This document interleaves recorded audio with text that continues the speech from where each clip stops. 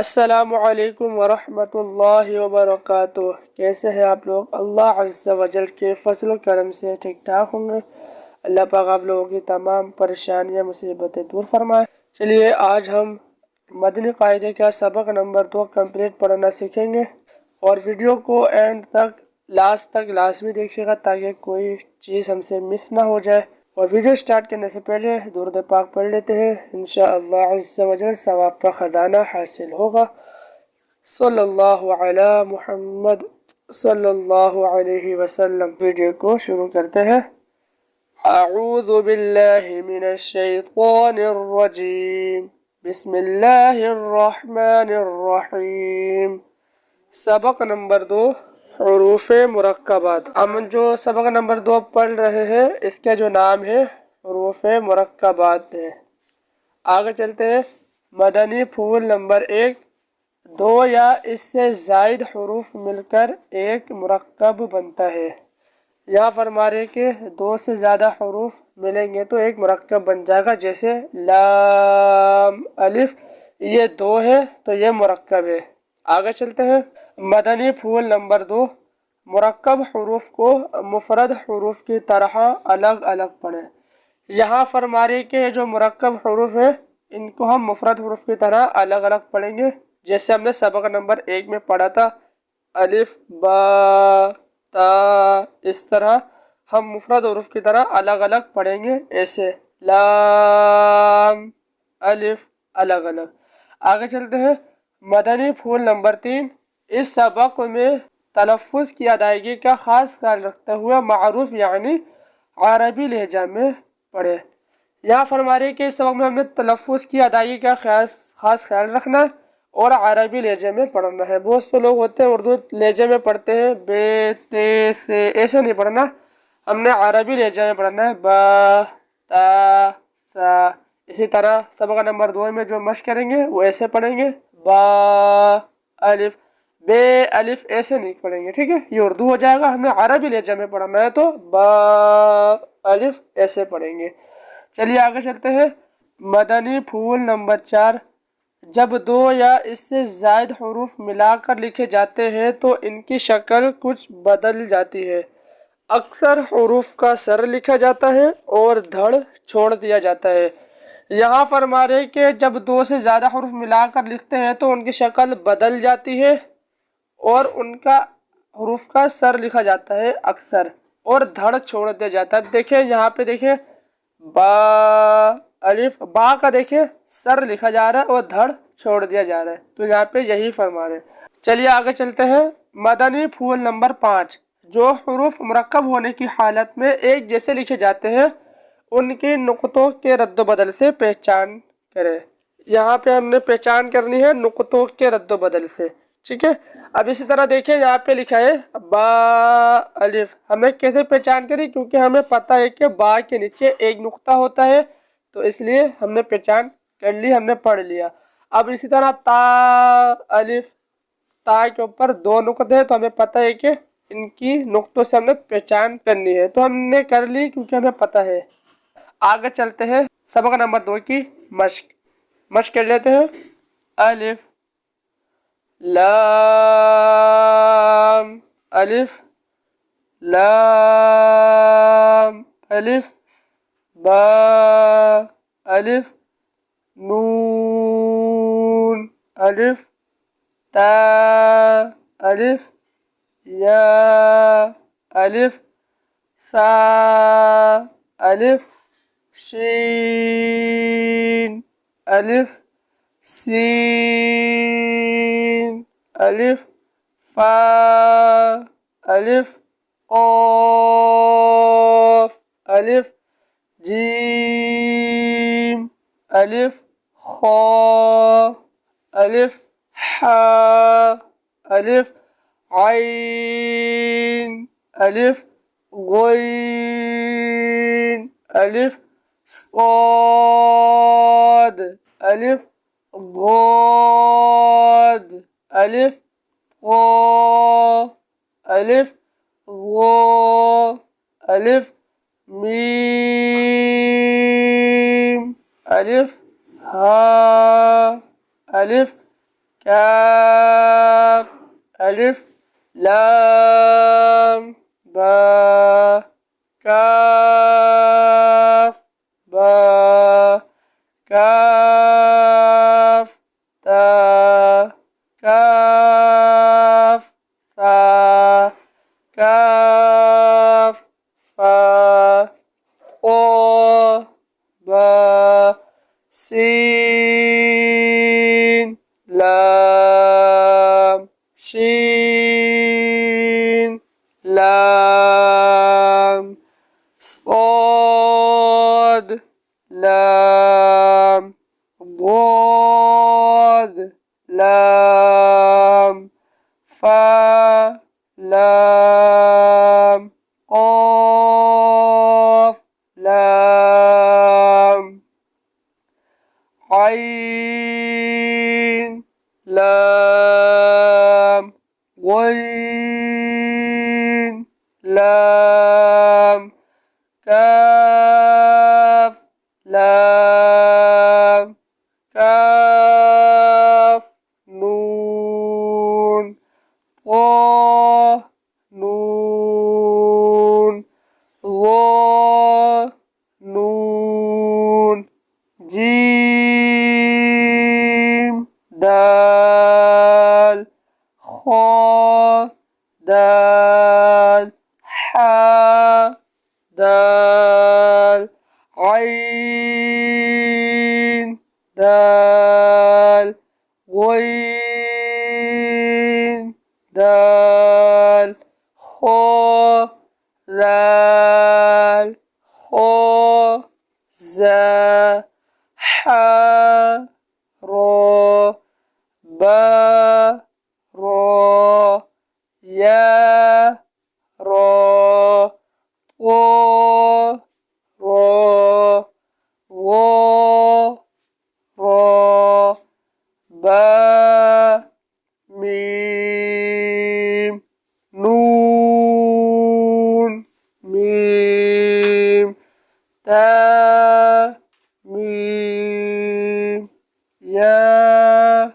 ميم ثا ميم شين ميم لام جيم عين جيم حا جيم با جيم با عين يا غين نون صاد فا صاد قاف ضاد با سين يا سين تا سين فا قاف قاف قاف شين قاف سين قاف عين قاف حا قاف لام كاف فا كاف قاف كاف كاف واو ها واو ميم واو با يا نون يا تا يا همزة واو همزة يا बा ता नून ता ता ता या ता आइन क़ाफ़ फा वो बा लाम बा बा हा मीम बा आइन दाल आइन बा दाल हा मीम दाल हा लाम